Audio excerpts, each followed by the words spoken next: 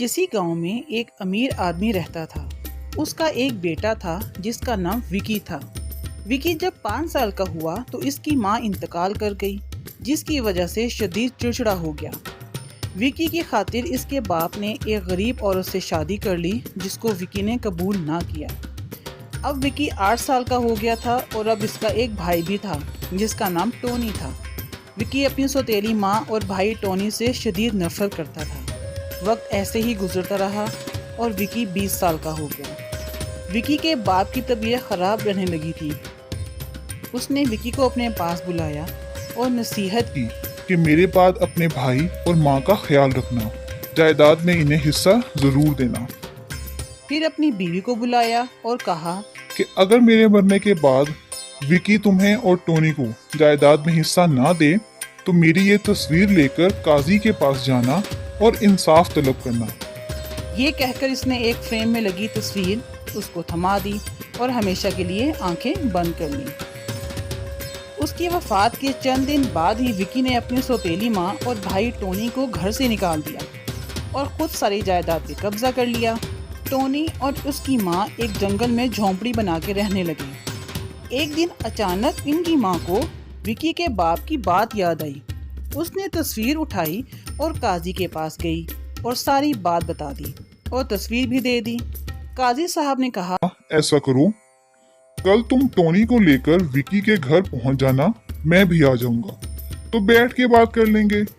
इनकी माँ ने हामी भर ली।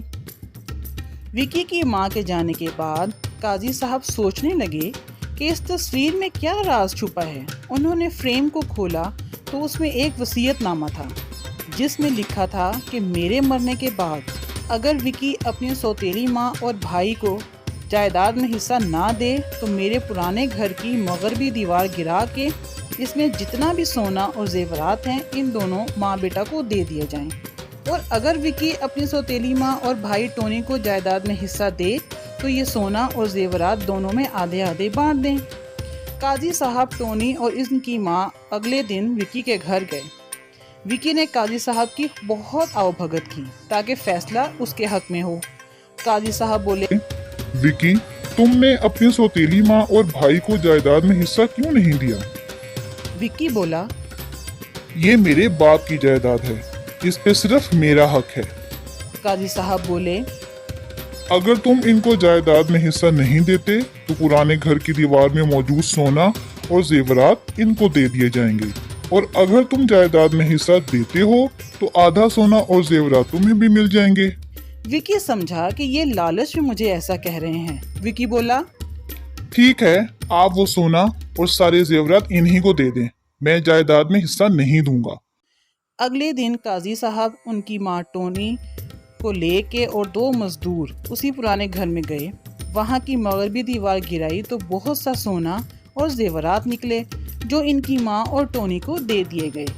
विकी को पता चला कि वो सब सच था जो काजी साहब कह रहे थे, तो वो बहुत पछताया। इधर टोनी और उसकी माँ सुकून से जिंदगी बसर करने लगी।